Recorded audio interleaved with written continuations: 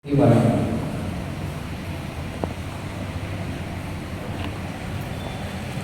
Terus?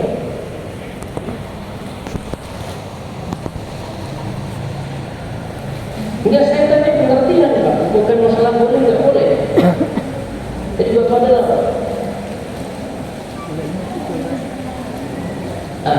ingat aja kata fadl itu tambahan. Maka riba fadl itu berarti riba karena ada penambahan jumlah. Sisi penambahannya dari mana sih kok masuk riba fadl? Karena tadi ada tambahan, jadi kalau telat tambah 1%, ya kan? Telat tambah 1%. Pinjaman 10 juta, 1%-nya berapa? 1%-nya berapa? 10 juta. 10.000 Bilangnya maunya 2 berarti ya. 1%. Oke, jadi berapa? 100.000 ya? Oke. 100.000. 100.000 ya? Oke, 100.000. Berarti jadi 10 juta 100. 10 juta 100. Tambahan nggak itu? Tambahan. Maka disebut riba fadl. Juga di sini alasan ada imam katakan di situ ada riba nasiah. Apa nasiah? Apa nasiah? Riba nasiah? Apa riba nasiah? Waktu bertambah maka ada tambahan. Nasiah itu penundaan. Ingat sekali lagi, fadl itu tambahan jumlah.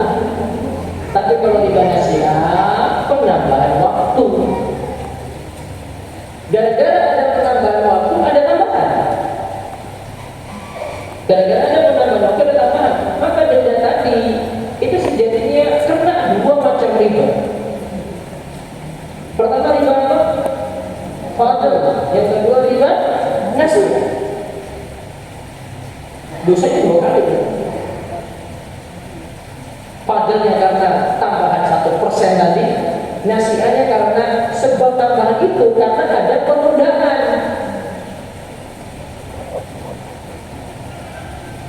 Demikian kita dengan hukum jika perusahaan membayar uang dan mengambil tambahan padanya sebagai imbalan atas pelayanan ini. Bahkan yang kedua ini lebih jelas mengandung riba daripada yang pertama, karena dari utang dia dapat tambahan, jadi ada penambahan dalam utang piutang. Sesuai kaidah kul qardin jarra manfaatan fahuwa riba. Setiap utang piutang dalamnya itu ada keuntungan maka termasuk riba. Jadi pengusaha muslim itu harus punya bekal dasar-dasar dulu. Jadi tidak usah masalah dulu. Pengertian dulu dipahami gitu. Oh ini apa maksudnya? Oh ini apa maksudnya ini? Nah, lalu tahu berapa? Nah, di antara bentuk kita belajar itu ya tahu dasarnya ini. Oh dari pengertian ini. Baru nanti bisa terapkan di problem. Oh ini nggak boleh. Oh ini adanya perbedaan. Oh ada benda. Oh ini nggak boleh.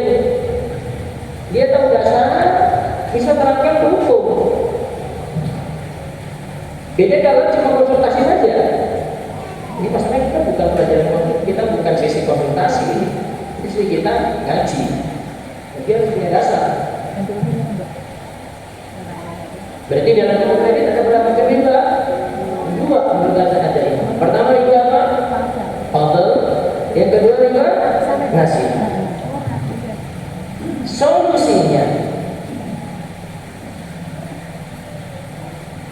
Solusinya kenapa kita bahas solusi? Karena kebutuhan kartu kredit itu di beberapa orang itu sangat-sangat penting, dia sangat-sangat butuh. Karena untuk dia penuhi kebutuhan dia harus pakai itu. Beda kalau sekadar gaya hidup. Misalnya kalau di aplikasi, kalau bagi pengguna Apple itu dia sudah punya solusi, masih bisa bayar dengan yang lain. Kan sudah ada pakai Dana, pakai GoPay bisa. Kalau dulu cuma bisa pakai kartu kredit. Yang bisa pakai kartu kredit. Beberapa aplikasi dibutuhkan di laptop atau di MacBook, itu belinya cuma bisa pakai kartu kredit. Pernah pakai PayPal gitu. Jadi bisa yang lain. Ya, kita bisa yang lain. Maka nikah dan dukung namanya. Karena supaya ini kadang dia harus pakai. Tapi misalnya desainer, apa desainer dia buka aplikasi apa? Itu KPI itu punya proses yang buat. Oh kan kau bayar juga kan? Kau bayar. Kan kau bayar kan? Kan kredit. Oh kayaknya template-nya sama ya. Master KPI ya. Jadi sudah buat template sama gini, tinggal masukin gambar aja di buat belakangnya gitu ya. Saya paham, saya orang desain jadi saya tahu. Ini sudah kemarin tadi kumpul template KPI ini warnanya sama terus begini. Nah ini pasti template-nya sama nih. Cuma ganti background aja. Kan bayar ya. Jadi kalau dia masih bisa transfer, saya kata tanpa DBD gimana? Hah? Debit bisa ya? Debit masih bisa. Ini baru software yang kayak di Adobe, ada untuk kalau yang akademisi analisis gitu. Dia pakai kartu kredit. Nah, coba kita lihat solusinya di sini sebagai solusi bagi yang harus menggunakan kartu kredit harus di sini. Di mana dia dalam keadaan butuh karena kebutuhan belanja online untuk beli software misalnya, maka dia bisa memposisikan kartu kredit tersebut sebagai kartu debit. Tahu maksudnya? Isi saldo dulu, top up dulu. Kartu kreditnya dia top up dulu. Jika kondisinya demikian berarti bank itu yang nantinya berutang pada kita, bukan kita yang berutang pada bank. Bukan kita yang berutang pada bank, tapi bank yang berutang ke kita. Berarti posisi kita jadi kreditor. Ya kan? Posisi kita jadi kreditor, pihak bank jadi debitur. Intinya dalam saldo di situ. Terus tujuan yang kedua dengan adanya saldo di situ, biar belanjanya segitu saja. Kalau kartu kredit dia mikirnya, wah masih ada nih berapa? Masih ada limitnya sampai 40 juta kok. Sehingga dia dikasih limit besar. Kenapa dikasih limit besar? Kenapa? Biar utang terus. Enak dia, enak di kita. Dan itu uangnya maunya luar biasa. Itu lebih dari Pak Siti kepada Mas Joko kepada Pak Siti gitu. Iwan luar biasa. Teleponnya itu masya Allah kalimatnya halus sekali. Saya itu pernah ditelepon telepon itu sudah. Biasanya kalau sudah mulai muka-muka kartu kredit, saya matiin. Lalu saya matikan HP antar itu. Ya nanti dia telepon balik lagi. Panas banget lah yang kayak gitu. Dan Pak kemarin kami dari bank ini ingin menawarkan kartu kredit. Oh sudah, saya off kan. Sudah tahu, saya nggak mau. Kita itu luar biasa. Terus ini tadi, nggak dikasih kecil. Dia kasih 20 juta, 40 juta ya. Dan itu kan dengan pertimbangan juga kan orang yang dikasih itu kemampuannya bagaimana. Jelas mereka sudah punya pertimbangan di situ. Tapi kan memanjakan orang. Maka dengan kita posisikan kartu tadi jadi debit, kita top up, misalnya cuma 2 juta, ya sudah kita belanja 2 juta aja. Di software segini. Berarti 2 juta 500 ya, saya tambah, kita tambah 500 lagi, 2 juta 500, 2 juta 500 yang habis. Enak. Maka saya punya prinsip yang kemarin sudah diajarkan, sehingga ini jadi mengajarkan kita untuk tidak mudah berutang. Jadi kita punya itu yang kita pakai. Yang kita punya sudah itu yang kita pakai. Kenapa orang berutang? Ya itu Ya karena dia merasa saya masih bisa bayar, satu. Yang kedua, dia tidak apa-apa dia utang aja. Dan nanti kalau tujuannya gaya hidup dia gak akan selesai. Ini bukan masalah itu, bukan hidup kok. Gaya hidup itu yang jadi masalah. Bukan hidup itu masih bisa diatasi. Tapi gaya hidup, kemudian dipandang orang, kan untuk kebutuhan-kebutuhan yang lain itu kayak gitu. Nah, sampai ini sibuk nikahan-nikahan gitu. Biaya nikah itu mahalnya di mana? Hah? Lalu Pak? Biaya itu mahal di mana? Yang paling mahal itu omongan orang. Coba kalau nggak diomongin tetangga kanan kiri juga, bisa buat biasa saja nggak? Bisa. Mahalnya di mana? Omongan kanan kiri itu kanan kiri. Jadi rata-rata kalau dia mau mahal sekali, orang sampai selebriti mau dia buat sampai miliaran, sampai dia kasih handphone yang ada yang kasih mahal-mahal gitu. Kenapa? Omongan aja. Jadi dipuji orang, jadi viral, orang sanjung, kalau udah gagal nikah gitu, nah itu gini. Nah, kita kan gak kayak gitu kalau jadi itulah jadi salah satu faktor ya, Mas Joko itu perlu nikah kayak gitu. Karena pikirannya di situ, bebannya di situ. Jadi takutnya itu karena bebannya tadi. Baik, ini tentang kartu kredit.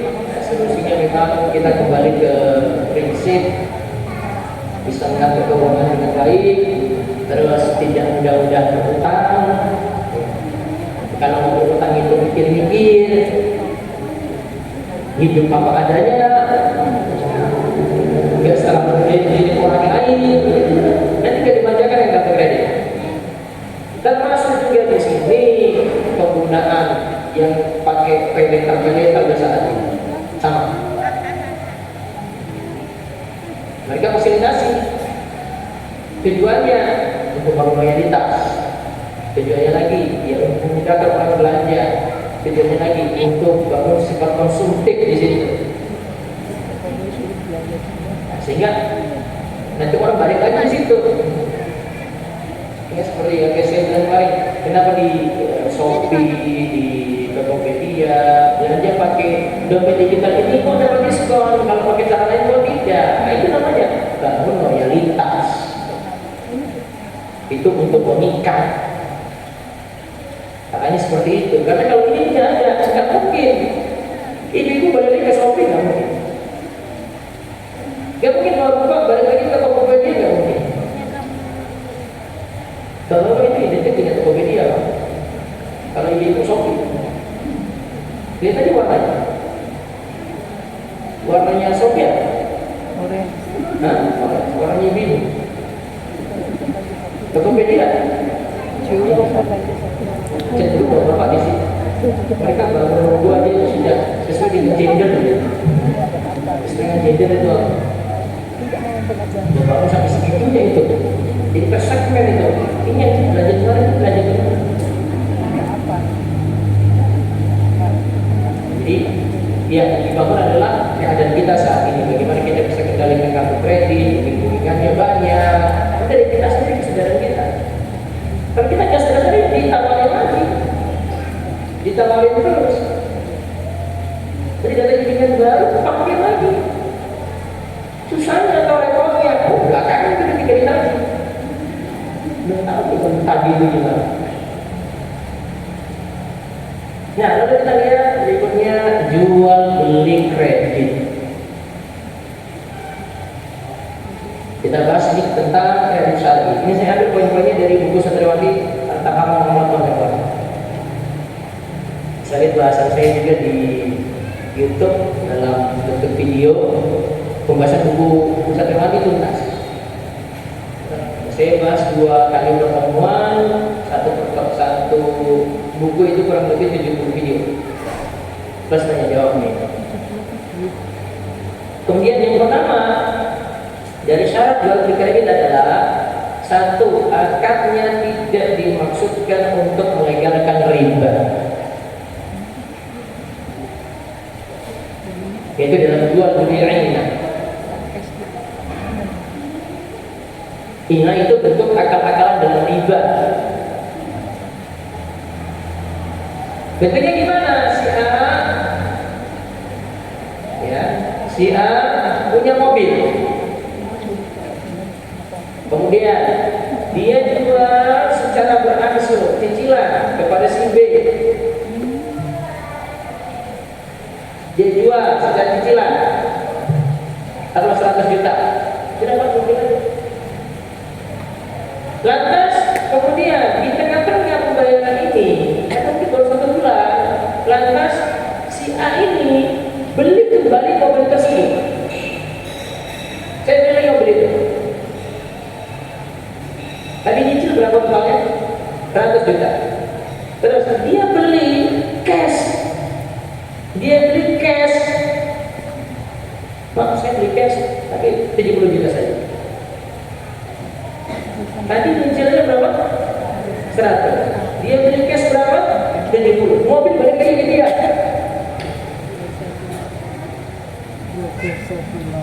Jadi mobilnya cuma akal-akalan aja ini. Sejatinya dia pengen apa coba awal? Dia pengen apa? Pinjamkan 70 juta, kembalikan 100 juta. Mobil cuma akal-akalan aja, karena balik lagi ke dia. Dia balik lagi ke dia. Maka tidak boleh dalam jual beli kredit akal-akalan seperti itu. Dan segala bentuk akal-akalan dalam riba, itu pengalaman, ya, itu tidak dibolehkan. Ini syarat yang pertama. Jadi kalau ada dalamnya ada unsur ina atau semacamnya yang bentuk penyelaruan dalam riba, maka jual beli kredit ini jadi masalah. Terus yang kedua, barang terlebih dahulu dimiliki penjual sebelum akad jual beli kredit dilangsungkan.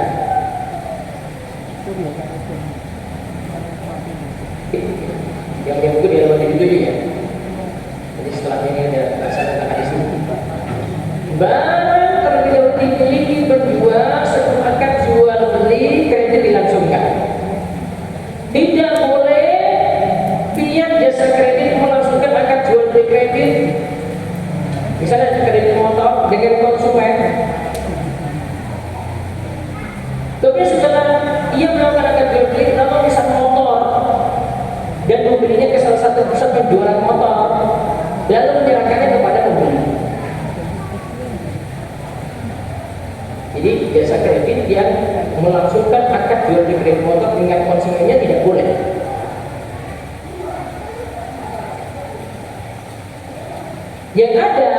Yang ada adalah dia langsung jual motor, bukan maksudnya pinjamkan.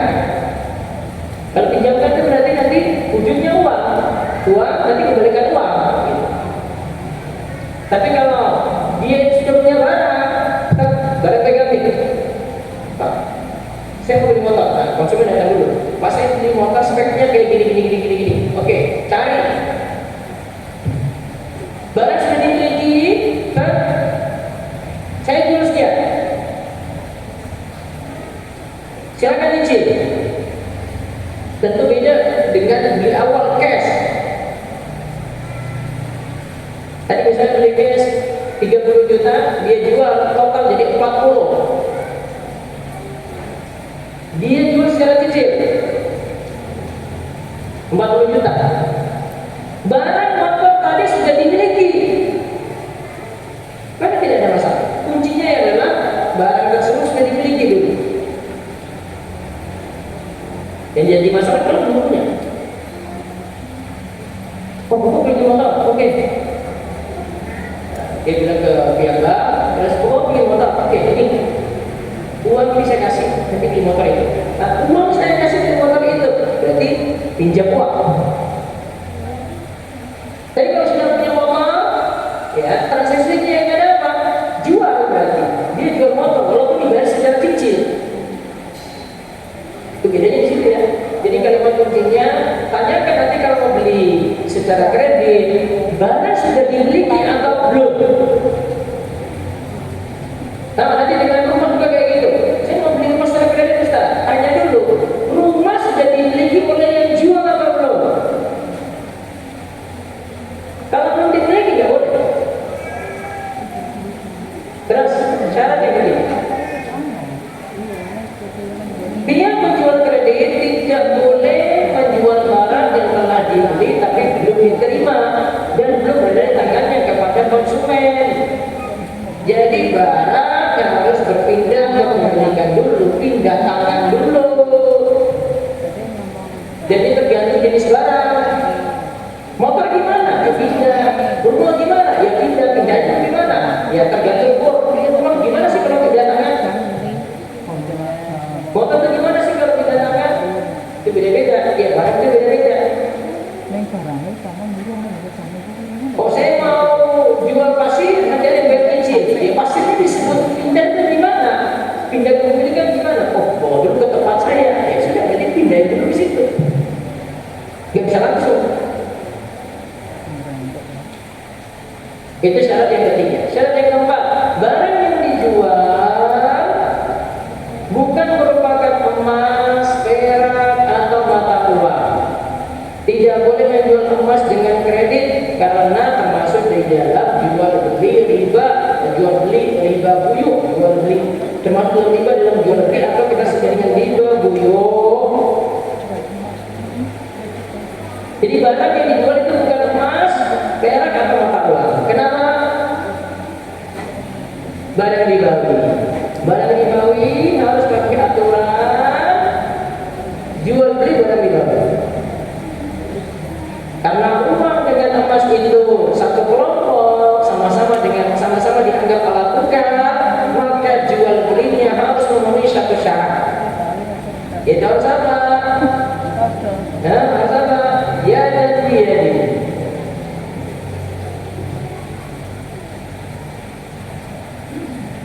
Harus ya dan dia.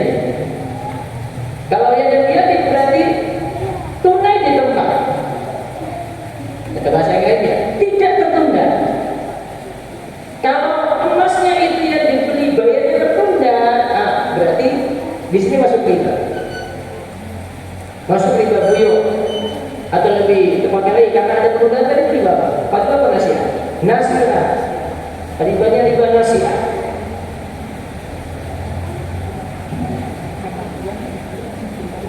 Nah, kalau yang dibeli di sini motor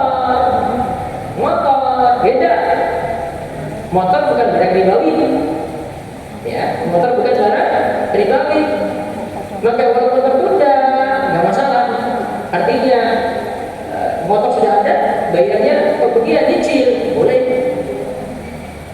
Beli rumah bukan barang ribawi, sehingga pembayarannya tertunda, nggak masalah.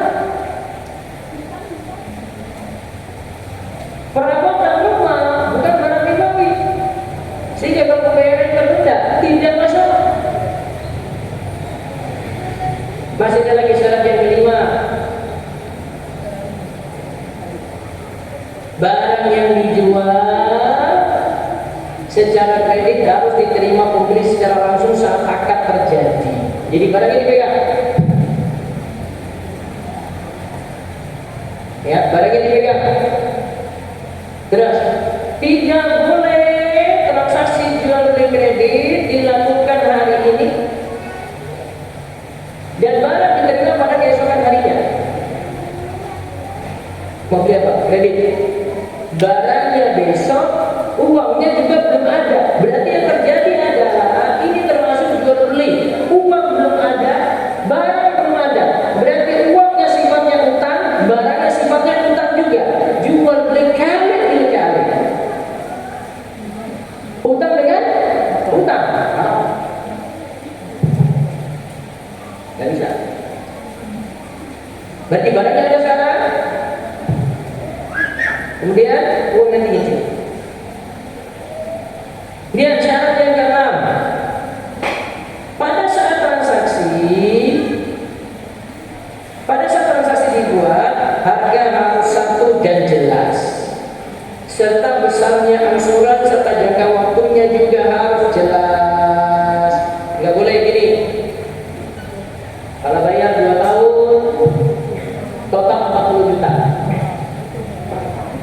Kalau bayar 3 tahun naik 45. Kalau bayar tambah tahun lagi jadi 50. Itu harganya sama atau tambah? Hah? Harganya sama atau bukan itu? Bukan, nambah terus. Bertambahnya tahun biayanya nambah. Ya, bertambahnya tahun biayanya nambah. Dari 40 jadi 45 jadi 50. Di sini syaratkan biayanya harus satu, bayarnya harus satu harga saja.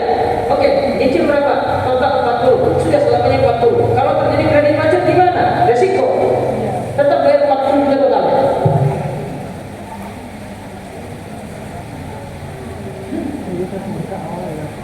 Dengan bertambahnya waktu tidak bisa dengan bertambahnya utang tadi. Karena itu sama saja dengan denda. Jadi jual beli kredit intinya harus satu harga. Jual beli kredit itu harus satu harganya. Jangka waktu lunasan juga harus jelas. Jadi poin pentingnya di sini harus satu harga. Oh, jika bapak terang nanti ada tambahan segini ini, infak sekian itu. Oh, kira infak itu apa? Punya fix harganya, tidak bisa bertambah.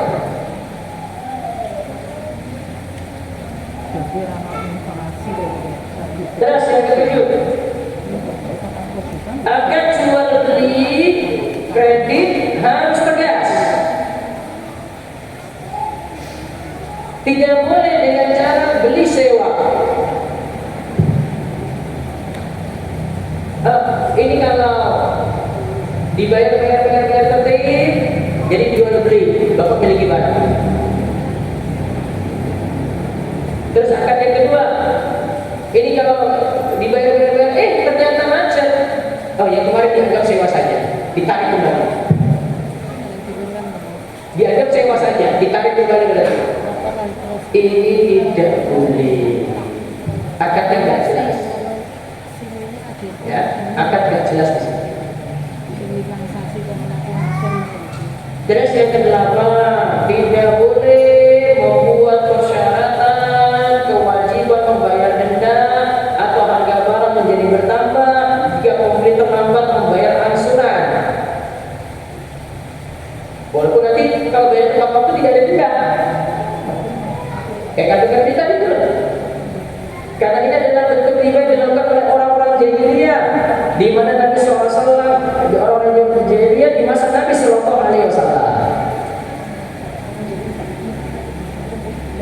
Berarti nggak boleh. Kalimatnya itu ketika perjanjian, kalau bayar tepat waktu, insya Allah tidak ada tambahan Pak. Tapi kalau bayar telat, nanti ada tambahan. Tadi dikatakan di sini ini tetap riba. Masuk riba apa namanya? Riba apa? Jahiliyah.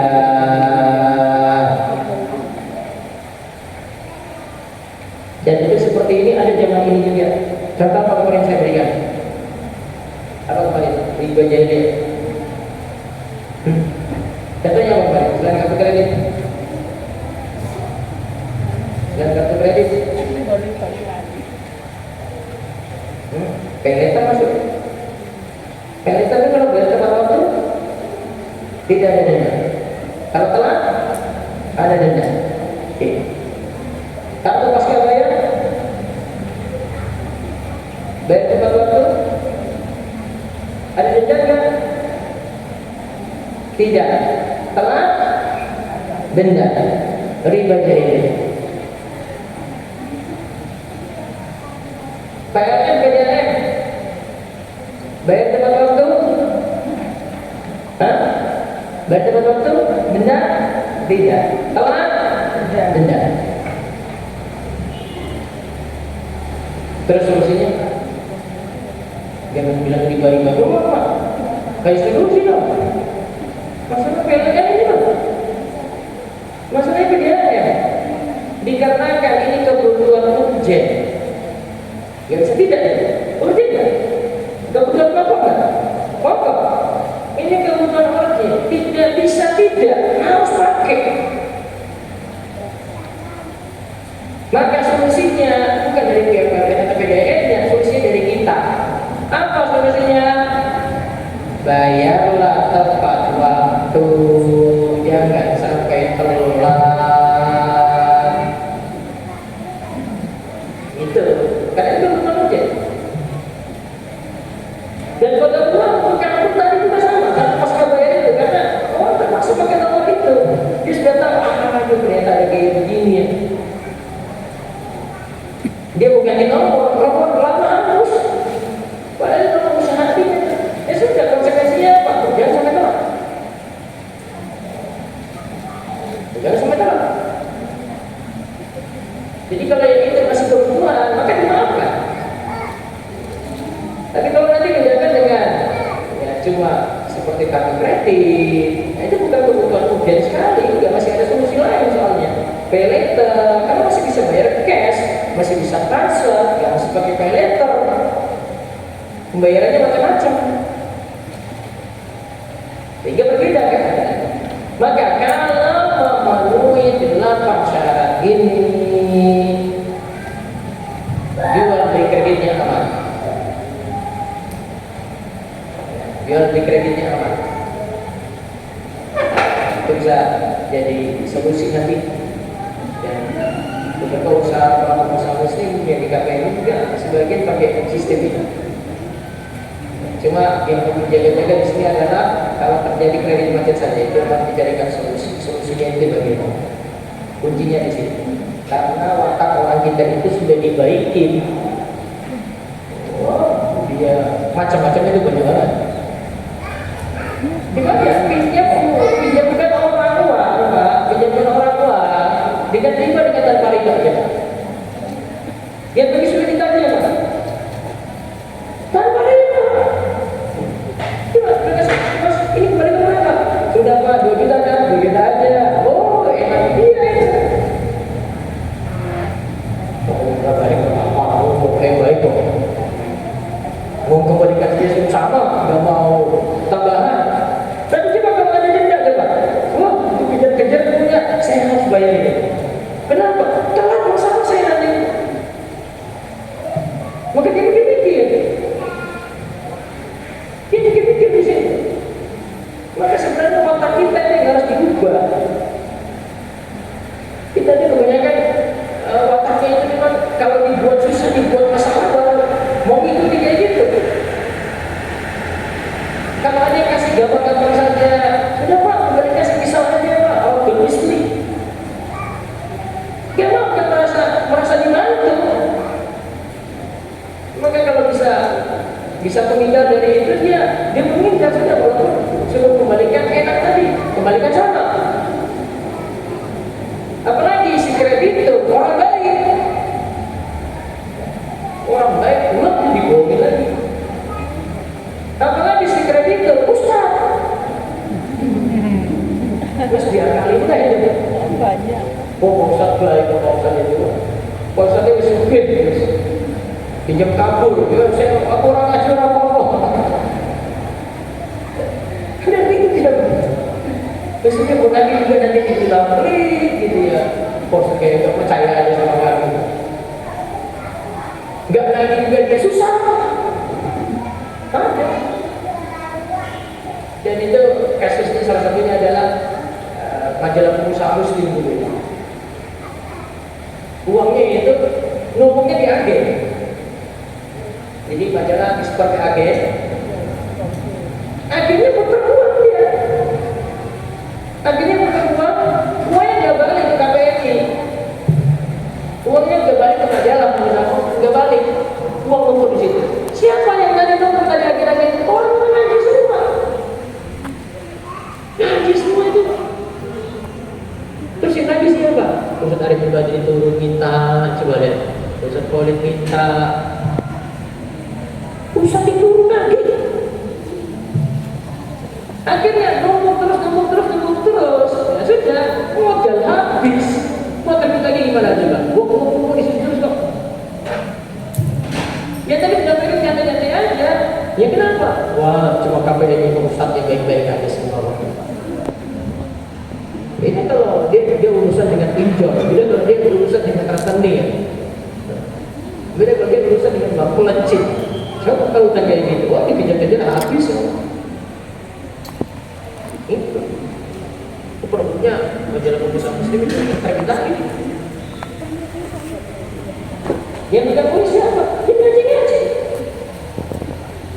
Secara tadi dia Masya Allah. Tapi muamalahnya luar biasa. Ustaz aja bisa digituin loh. Ustaz aja bisa digituin. Kalau dia lain.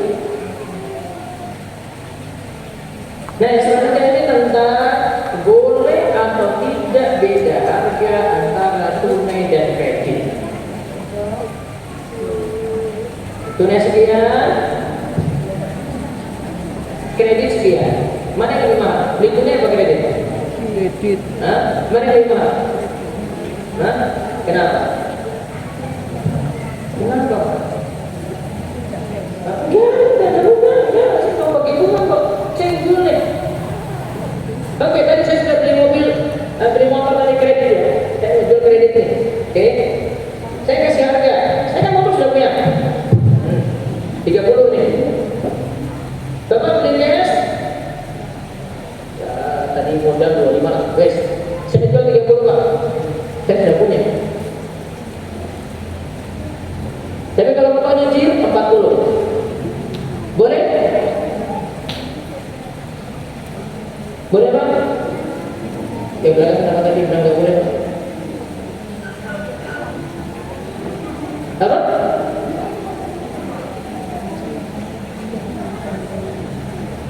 Mana benar? Saya jual motor.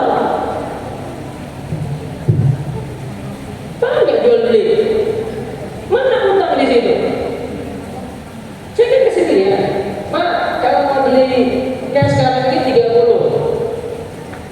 Oke, tapi kalau mau nyicil total 45. Mana masalahnya? Mana masalahnya? Masa orang mau beli secara kredit kita kasih harga sama? Lu pinjamnya di mana?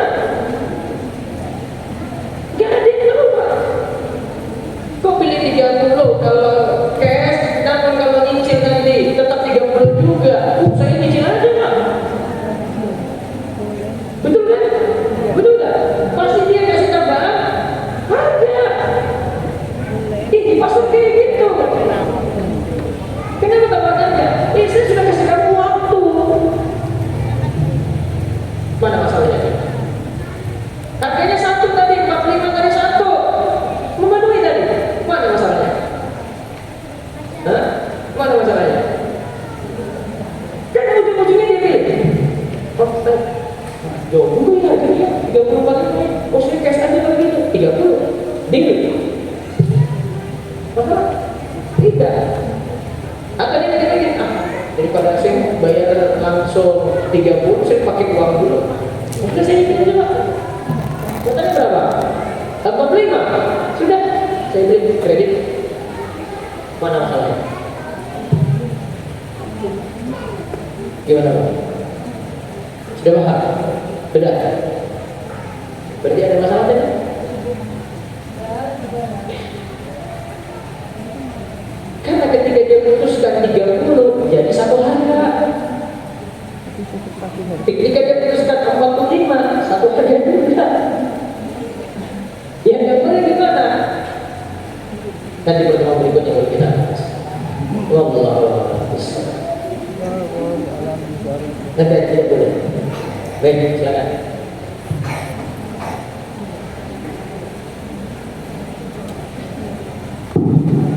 Baik, jazakallahu khairan Ustaz atas penyampaiannya.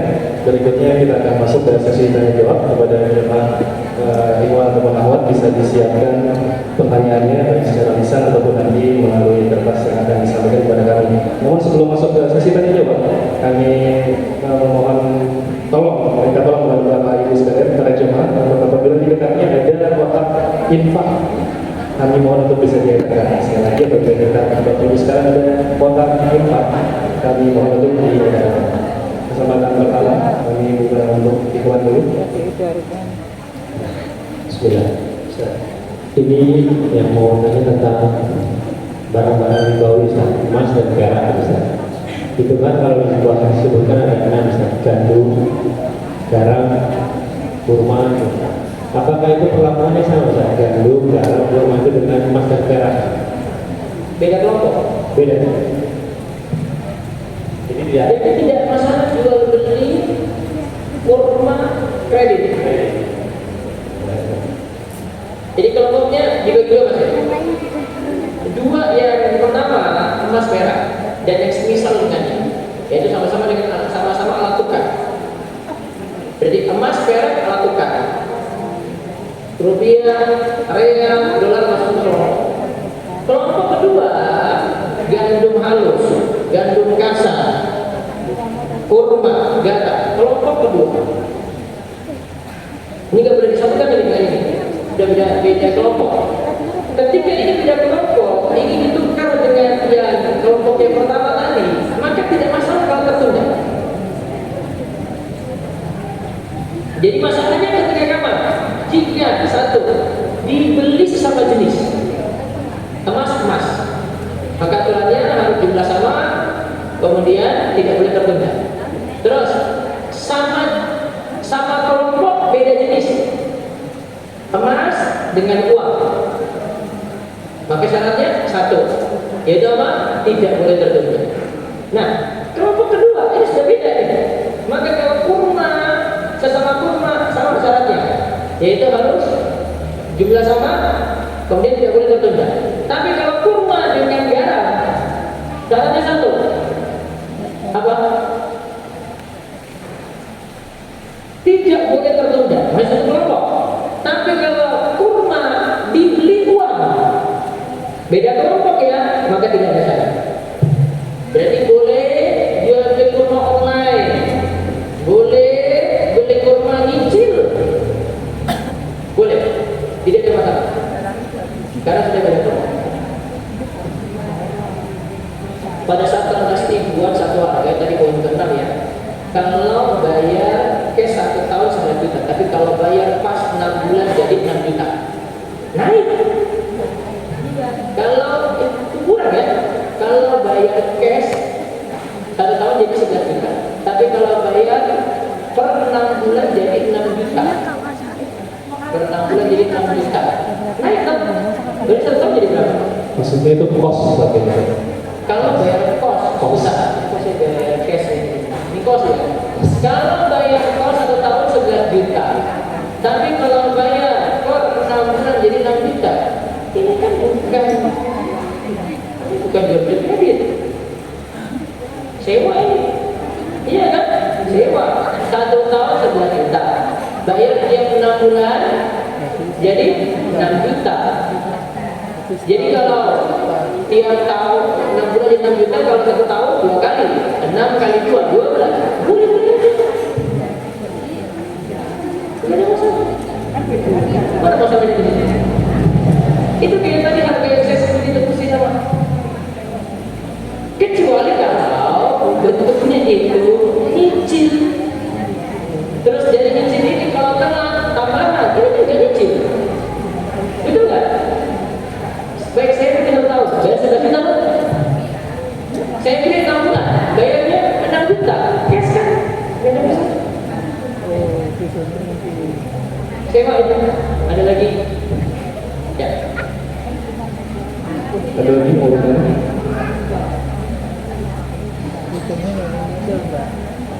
Ya, sebentar. Bismillah, mau nanya tentang jual beli kemarin beberapa hari lalu saya jual emas ya dengan cuma 5 gram juga, tapi saya belum menemukan tempat yang menerapkan syariat Islam seperti menjadi harus cash dan langsung diterima uangnya, emasnya juga langsung diberikan ke tempat. Yang penting di tempat. Di tempat ada. Ya. Yang penting di tempat. Iya, belum ketemu kan. Nah, akhirnya saya jual beli bukan untuk lembaganya aja ya, saya langsung jual beli antam di antam itu ternyata apa namanya transaksinya di sana nggak langsung tunai terima, jadi masa saya beli ke mereka, mereka berarti besok kita 2-3 hari baru kita aktifkan. Itu tergolong urgent ya bagi saya. Soalnya nggak ada tempat jual yang langsung Pakai pribadi? Pakai pribadi? Ada simpan pribadi? Iya. Beli sekarang? Hah? Oh, jadi jual sekarang? Uangnya nggak langsung kasih sekarang, tapi tunda.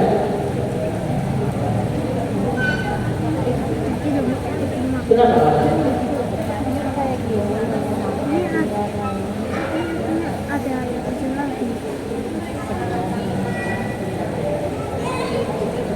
Kalau terpaksa, kalau tidak belum terpaksa, jangan dulu pakai akad ini. Wallah. Dan saya jadikan terus dulu. Sementara teorinya kayak gitu, apa? Jual pribadi kan ada. Mungkin ada yang mau beli. Jual ke pribadi. Komunitas. Iya. Jual ke Mas Miriam aja. Ibu-ibu ada yang mau bertanya? Langsung. Ada tadi.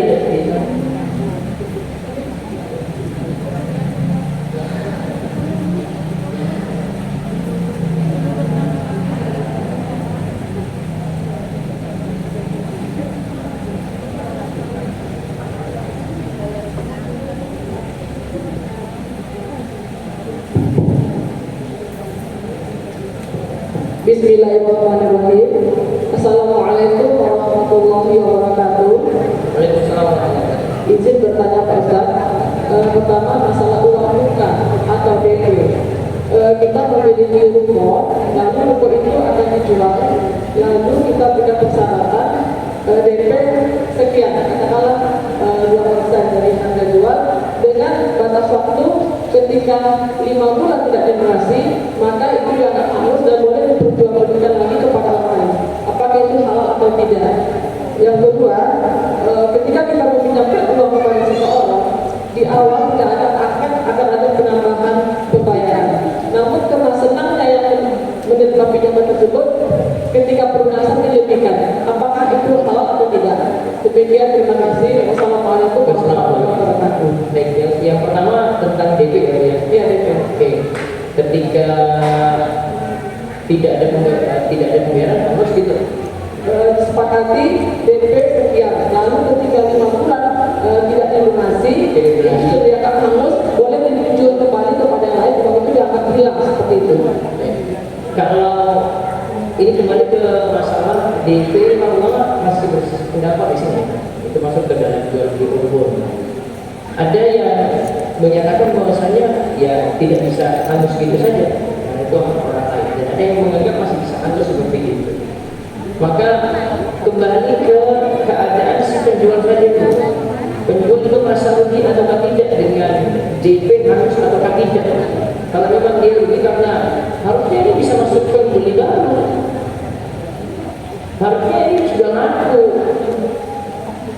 harusnya dari kemarin itu dari bulan lalu sudah ada dengan saya tawarannya lebih tinggi. Nah, kalau itu merasa rugi di situ nggak apa-apa, dianggap bagus. Ya, kalau dianggap bagus, saya lebih cenderung pada pendapat nanti dilihat dari kemaslahatan orang yang punya bank yang bagus. Terus yang kedua, hadiah bagi orang yang meminjamkan tanpa adanya akad kesepakatan akan dilebihkan bayarnya. jadi hadiah pada kreditur, oke, tidak ada perjanjian di awal. Ya. Itu pernah terjadi itu pada Nabi SAW, beliau pinjam satu hewan, beliau kembalikan dengan yang lebih bagus tanpa perjanjian di awal. Kembalikan yang lebih bagus ini jadi tambahan. Tapi karena tidak ada perjanjian di awal, itu bukan haram, maka masih boleh dimanfaatkan. Seperti itu. Jazakallah khairan Pak Ustaz. Ya. Jadi mana lagi? Ada lagi?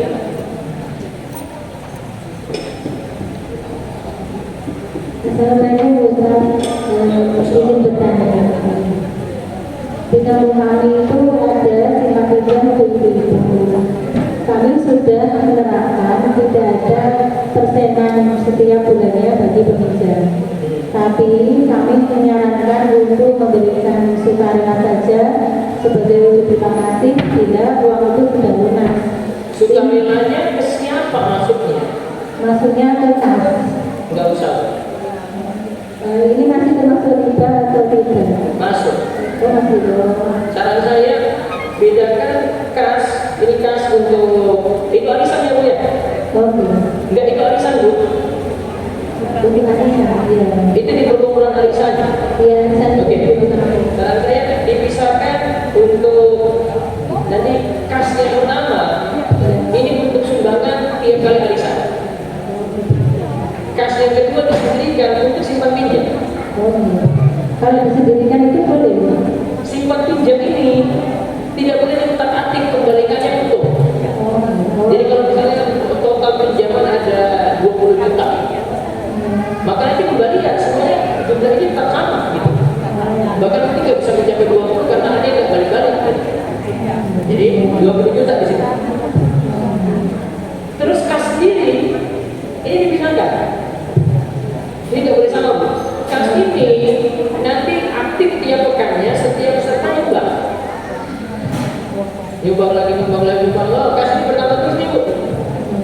Nah, suatu waktu ada yang bisa pinjaman, ternyata dari hitungan ini total kas untuk simpan pinjam 20. Nah, kas ini sudah banyak nih. Ibu bisa tambahkan ke kas yang simpan pinjam jadi 30 juta. Nah, pinjamannya dinaikkan lagi. Tetap kembaliannya sama. Nggak boleh lebih. Dia bisa bertambah dari kas ini. Kas ini bukan dari utang-utang Bu, tapi dari sumbangan tiap kali pembangunan arisan. Nah, itu berpas. Saya kasih solusi ini terapkan di tempat kami. Ini ada 2 kas. Kasnya berbeda ini. Nggak boleh sama. Kas ini bisa tambah terus nih ya kas arisannya tambah terus nih. Ini nggak boleh kita pakai untuk pinjaman, nambah kas. Dia boleh pertemuan, uang lagi, tambah ini. Kas simpan pinjam sendirikan. Ya, itu perlu jelas. Terima kasih Ustaz. Assalamualaikum warahmatullahi wabarakatuh. Waalaikumsalam. Ada lagi? Bismillahirrahmanirrahim. Assalamualaikum warahmatullahi wabarakatuh. Waalaikumsalam warahmatullahi wabarakatuh. Izin bertanya Ustaz, yang pertama, apa hukumnya kredit barang yang pre-order karena barangnya belum dimiliki penjual? Kredit barang apa Bu? Barang yang pre-order belum dimiliki. Pre-order ya. PO. PO ya, terus? Yang kedua, apa hukumnya jika kita memberi bonus pada pembeli yang pembayarannya cash? Jadi kalau cash dia dapat bonus berupa barang, tapi kalau Kredit tidak tidak. masalah. Baik, yang pertama coba pre-order, terus Ya, apa hukumnya? pre-order barang sudah ada belum? Belum. Coba tadi lihat kalimat itu berapa tadi? Apa hukumnya kredit barang yang pre-order? Yang Pre-order itu barang sudah ada belum? belum. Oke, belum kan? Kalau barang belum ada, terus sudah pakai sistem kredit lagi. Ini utang, barang belum ada, utang lagi Bu. Utang dengan utang, kali. Itu berapa tadi? 6 ya? Nomor 5 itu Bu. Oh, nomor 5 tadi? Dia jawab dulu nomor 5. Ada sanggahan Bu? Cukup? Ya kan? Utang dengan utang kan jadi? Ya Bu. Terima kasih. Wassalamualaikum warahmatullahi wabarakatuh. Waalaikumsalam warahmatullahi wabarakatuh. Solusinya gimana? Apa? Enggak, barang kan belum ada. Maka akad awal itu tidak boleh mengikat. Akad awal tidak boleh mengikat. Sebagian bilang, saya punya barang ini nih, nanti 1 minggu lagi baru datang. Ibu ini bilang, saya pesan ya. Janji beli. Janji beli. Bisa jadi dikasih uang, tapi uangnya untuk pegangan saja. Kalau nggak jadi kembali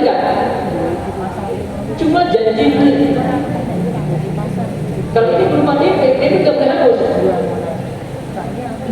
Karena cuma janji beli. Kalau nggak jadi, sudah kembalikan uang ini. Maaf Bu, saya pinjam 1 minggu ini ternyata sudah 1 minggu barangnya belum ada. Saya kembalikan uangnya ya Bu ya. Nah itu. Jadi cuma janji beli saja. Ketika barang sudah ada, nah dia beritahu, Bu, ini kemarin di mana? Jadi enggak? Oh iya saya jadi. Tidak, barang sudah punya, baru saya kirim uang. Atau barang sudah punya, dikunci nggak apa-apa. Yang penting barang sudah punya dulu. Maka transaksi awal tidak boleh mengikat. Itu tentu. Masih ada pertanyaan dari bawah?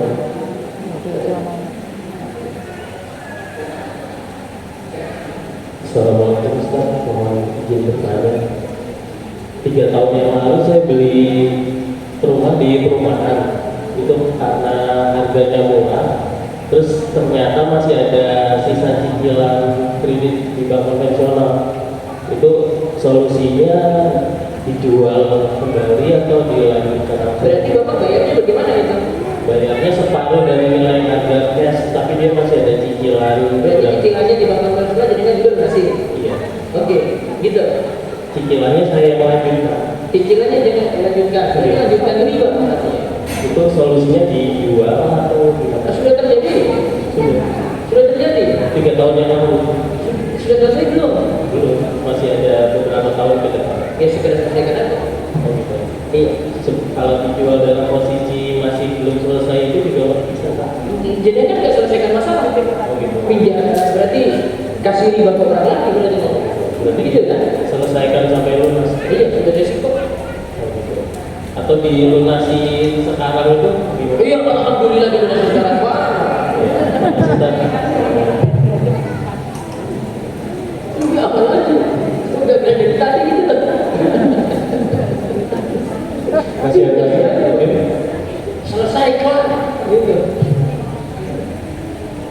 Baik, itu saja yang kita bahas ya dari pembahasan kredit tadi.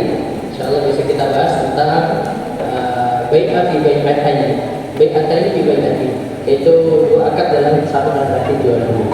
Ya demikian, mudah-mudahan manfaat dan Allah beri kita taufik dan hidayah untuk meninggalkan yang haram, dicukupkan dengan yang halal dan tentu kita diberikan sifat qanaah. Demikian, wabillahi taufik. Assalamualaikum warahmatullahi wabarakatuh.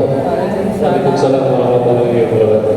Jazakallah khairan Ustaz, dan terima kasih juga kepada para jamaah yang sudah membersamai kajian rutin Selasa pagi KPMI Kuala Lumpur dari awal hingga akhir. Semoga menjadi ilmu yang bermanfaat, dan tidak lupa kami umumkan kepada para jamaah sekalian bisa disimak pengumuman untuk kajian KPMI di pekan berikutnya di Instagram @KPMI Jogja untuk mengetahui tema dan juga Ustaz yang akan mengisi pada kajian Selasa di pekan berikutnya. Dan jangan lupa juga untuk menyebarkan seluas-luasnya untuk semakin meramaikan kajian Selasa pagi kita. Kami juga berterima kasih kepada seluruh pihak yang sudah mendonasikan dalam bentuk apapun untuk mendukung terlaksananya kajian Selasa pagi di hari ini. Terima kasih juga kepada Masjid Darul Kasri Darussan, Profesor Bidang Profesor Tom, dan serta kepada Ustaz Muhammad Abdul Tuasikal Habibullah Ta'ala. Kami mohon maaf apabila ada kekurangan dan kesalahan dalam pelaksanaan kajian rutin Selasa pagi hari ini. Sampai jumpa di kesempatan berikutnya. Sallallahu alaihi Muhammadin wa alihi wasallam. Kita dulu berdoa kepada majelis. Subhanakallahumma wa bihamdika, asyhadu an la ilaha illa anta, astaghfiruka wa atubu ilaik. Assalamualaikum warahmatullahi wabarakatuh.